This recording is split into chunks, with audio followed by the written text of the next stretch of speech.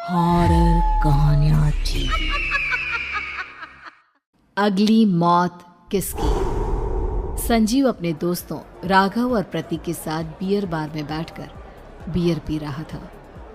संजीव आज बहुत खुश लग रहा था। अरे यार, आज की पार्टी में तो मजा आ गया।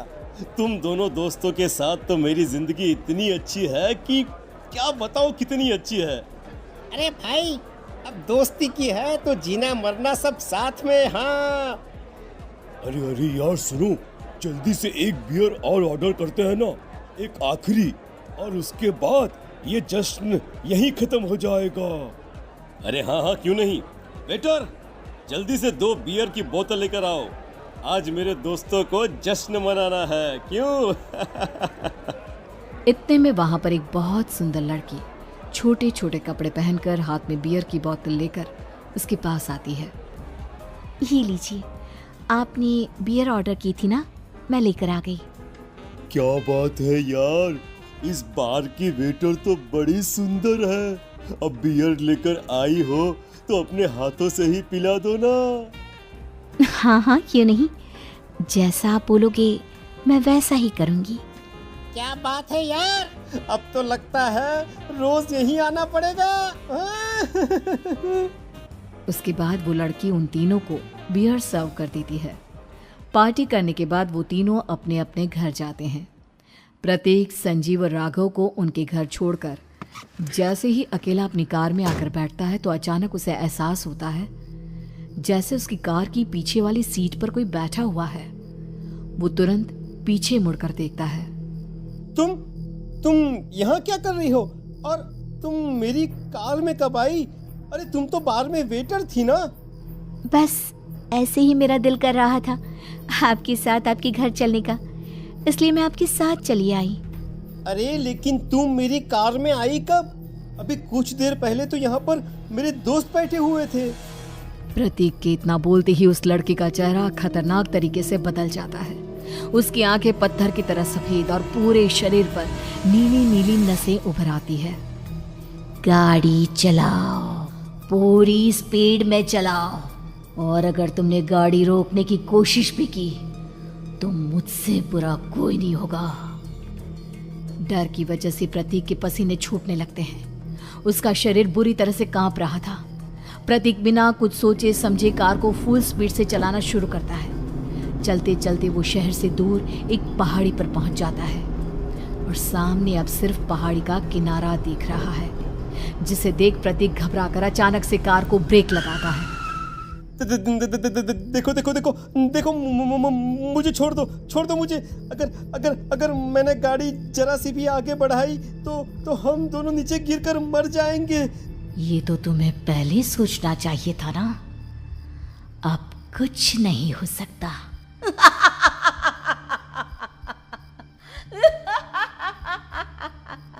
छोड़ दो मुझे। नहीं, प्लीज मुझे छोड़ दो।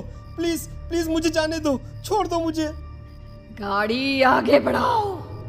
और तभी अचानक से बिना प्रतीक के स्टार्ट किए उनकी कार आगे बढ़ती है और गहरी खाई में गिर जाती है। उसके चीखने की आवाजें चारों तरफ सुनाई देती है।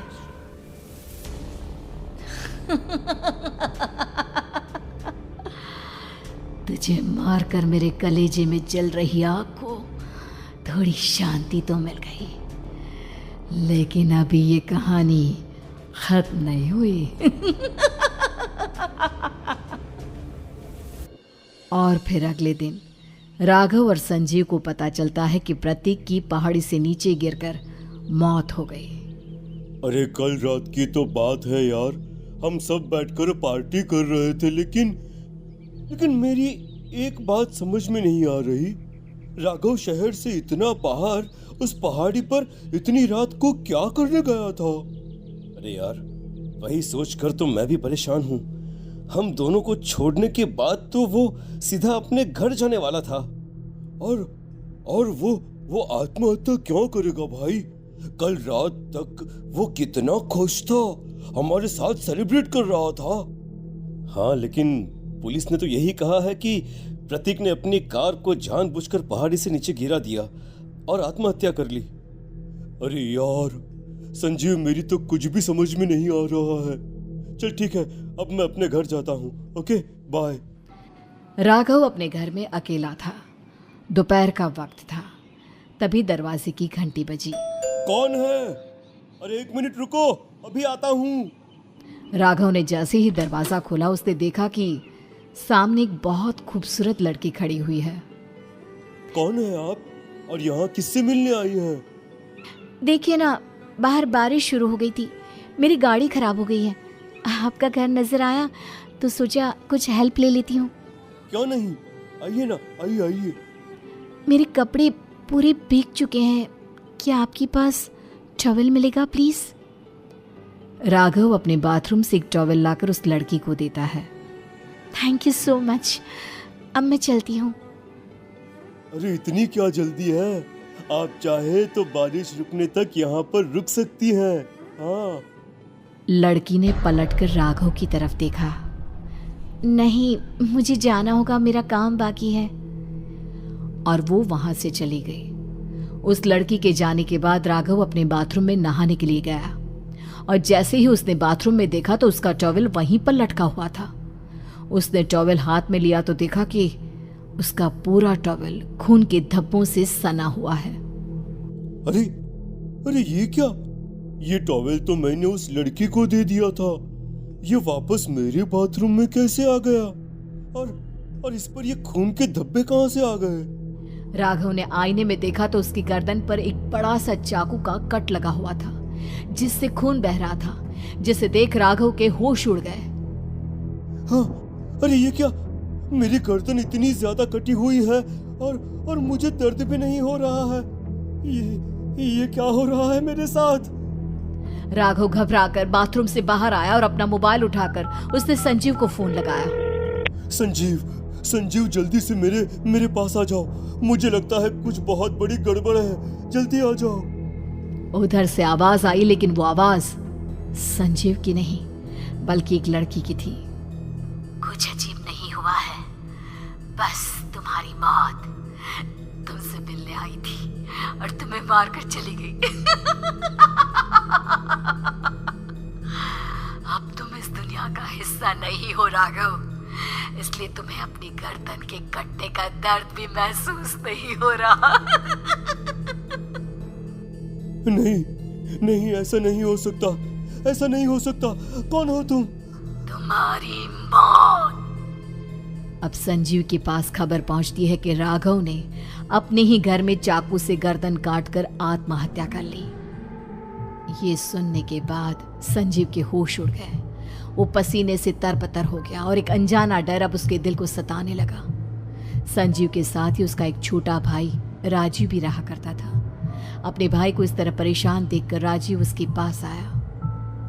अरे भैया, क्या हुआ भैया? आप इतने घबराए हुए क्यों लग रहे हैं? प्रतीक और राघव की मौत, मेरा मतलब मेरी कुछ समझ में नहीं आ रहा भाई।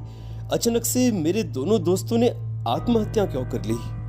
अरे वो तो मेरी भी समझ में नहीं आ रहा है भैया। हाँ, हो सकता है कि कोई परेशानी होगी और इसीलिए उन्होंने ऐसा किया होगा। हाँ, लेकिन दोनों की जिंदगी में एक साथ परेशानी और दोनों का इतनी खतरनाक तरीके से आत्महत्या करना, कहीं ऐसा तो नहीं मैं भी मर जाऊंगा? अरे आप ऐसी बातें क्यों कर रहे हैं भैया? वैसे ही मैं इतना परेशान हूँ। जब से अंजलि ने मेरा साथ छोड़ा है तब से सब कुछ बहुत अजीब सा हो गया है। रोज रात को डरावने सपने आते हैं। ऐसा लगता है जैसे अंजलि बार बार मेरे सपनों में आकर मुझे डराने की कोशिश करती है। अंजलि का नाम सुनते ही संजीव की आंखें फट गई और उसके गले में आवाज अटक गई। उसके चेहरे पर घबराहट साफ नजर आ रही थी। कौन थी वो लड़की जिसने प्रतीक और राघव को आत्महत्या की आड़ में मौत के घाट उतार दिया? और कौन थी अंजलि जो बार बार राजीव के सपनों में आकर उसे डरा रही थी? अंजलि का नाम सुनकर संजीव इतना घबरा क्यों गया?